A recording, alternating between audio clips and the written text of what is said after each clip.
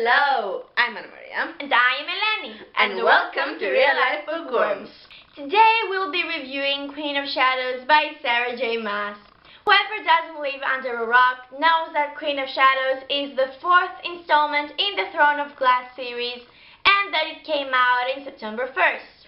Which is the day we both finished it. Duh. Okay, so let's keep it spoiler-free for a while. This book is definitely our favorite from the series, and there aren't enough stars in the Milky Way to give it the stars it deserves, so we'll stick with 5. This book is definitely 5 out of 5 stars and much more. I mean, it had everything. Character development, plot twists, badassness, humor, and a whole lot of killing.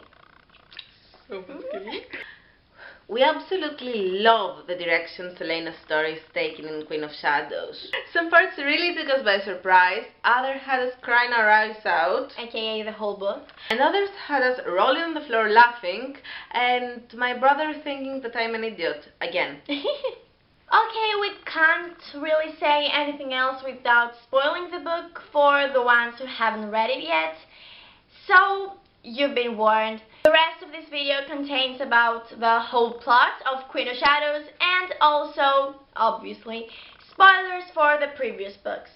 So if you haven't read the book, go read it now. I mean it. Just go read it and then come back. So Selena is now ailing, and as a nice surprise we already find her in Rifthold already spying a Robin. That was a nice surprise since it spared us the possibly gruesome traveling and all the plotting, and it helped lay an air of mystery in what Selena's plans are. Sorry, aliens. And even from the very beginning, all hell breaks loose. Dorian, our precious little muffin, is being tortured. Aileen fights with Carol. Finds out about Gideon. She meets her past nemesis, the lovely Lysandra. She rescues Gideon like the badass she is. She reunites with him in the sweetest cousin reunion ever. And then Ron comes in Rifthold in the best reunion of them all. Lorcan also comes in Rifthold, and it's not sweet at all. The first part of the book is so complexly written, and every scene is so tightly woven with the others that it's pure delight to watch the whole plot unravel. Aileen's scheming and plotting is absolutely off the charts in this part. We almost had a stroke when Arabine slipped that ring onto her finger, and then we almost died from relief when she pulled that goddamn thing off her finger and hung it on the table. And then when Lysandra finally offs her Robin, all the pieces in Aileen's plan fall together so masterfully that I had to stand up and bow to an imaginary Aileen, which didn't do wonders for my brother thinking that I'm an idiot, that thing. Anyway, the way she fixed the WTF wheel, the way she manipulated Lorcan, the way she messed up with her Bin's clients. Pure perfection. Meanwhile, Manon witnesses very weird things happening in Morath. Weird. Morath. No, Morath. Morath? Halton is a Shadowfire zombie, weird breeding is happening, and Lord Perrington remains an asshole. Also, Manon meets with Elize, of all people, that poor tortured thing. Those Manon and Light chapters were so wonderful. Unlike in Aerofire, now we're used to Manon, and the transition from Rifthold to Morath is absolutely effortless. Morath. The second part of the book, Queen of Light, is just as complex as the first, but with even more violence. How is that even possible? It's like Aileen has this massive checklist, even bigger than Elena's list here, which are, let me tell you, big. And she's ticking things off and off and off and off. Now the main thing is blowing up the goddamn clock tower and freeing magic, but of course Lysandra gets taken. I have to say that Lysandra is one of the best parts in a book that only has best parts. Definitely.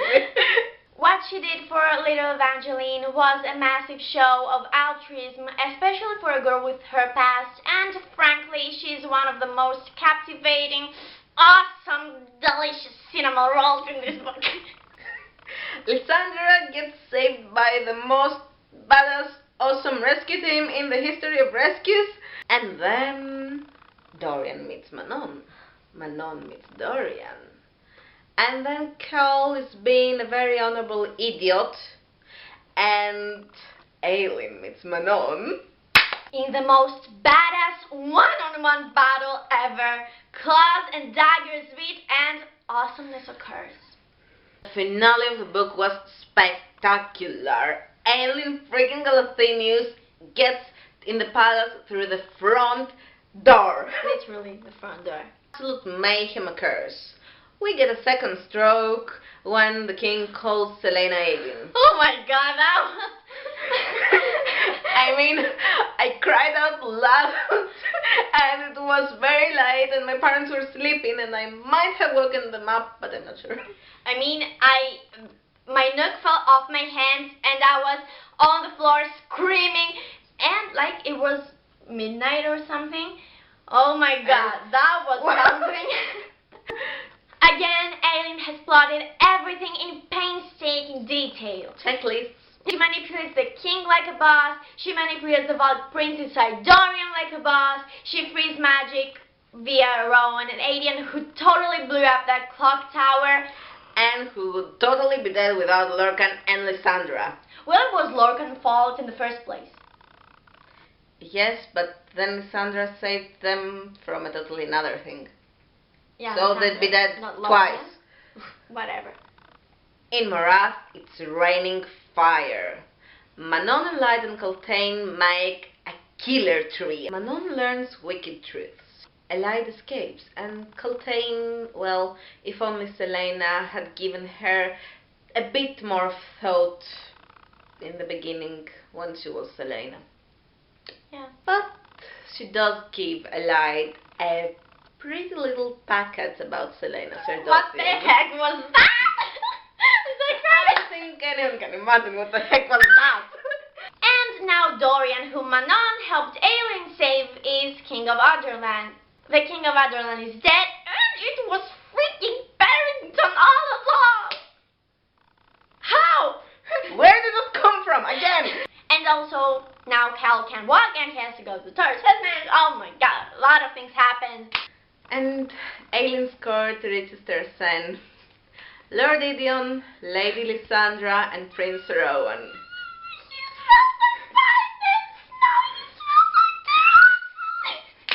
I can't even understand what she's saying.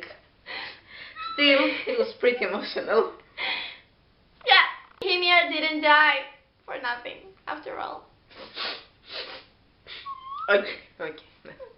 Normally, in this part, we would say what we did like and what we didn't like about this book. But since we liked everything and everything, and we only hated ourselves for reading a 656-page book without a sequel in less than 12 hours, here's things that we liked about this book. The semen and plotting. Manon and Elide's POVs. Queen Aileen Galathinius, her awesome majesty. All the badass killing, not that we endorse violence, but all that killing was absolutely enjoyable. Oh my god. And the sleeping. Forget Kalina. Forget Solarian. It's Raylin, or however this is pronounced. Raylin is the ship to rule them all. It's the OTP. It's everything. We'll die to protect the ship. It was awesome. Unsurpassable, divine. I mean, Rowan being Rowan and Aileen torturing him with sword nightgowns. That golden nightgown of Lysandra's had a very close call with death. And Rowan needed a cold shower. I mean, Aileen's the devil in short nightgowns. But Rowan tortured her too. I mean, getting out of the shower without no towel on him. Oh my god. Actually, I think the real devil is Sarah J. Maas, because she really probably enjoys torturing us. But there are more ships which are in their very beginning. And we're the happier for it. One of our favorite is Aiden and Lysandra. Oh my god. Oh, are we the only ones who ship this? I don't think so. I mean, any person with brains in their mind. No, we're not Frank Erling. Not at all. We're so No, we're not forgetting. Kel and Nesrin is also waiting to happen, and we approve. But the least anticipated is Dorian and Manon. It was such a nice shock, and we're really waiting to see what is going to happen if it will work out. If it will work out. Maybe it's just in our heads, but... No, I'm sipping it. I ship it too, but...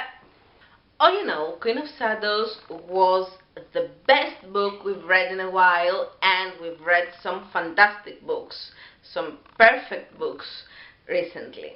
It left us ecstatic, and we already can't wait for the sequel, which is the worst for us because we, finished it in a day. Go, Sarah J. Maas! Okay, so this was our kind of over-enthusiastic review of Queen of Shadows. Kind of. Only bit. Feel free to leave a comment down below telling us what you thought about it, but please add a spoiler alert, something on the top. Because, maybe people haven't read it because maybe it isn't out for a whole week yet, but I don't care. Whatever.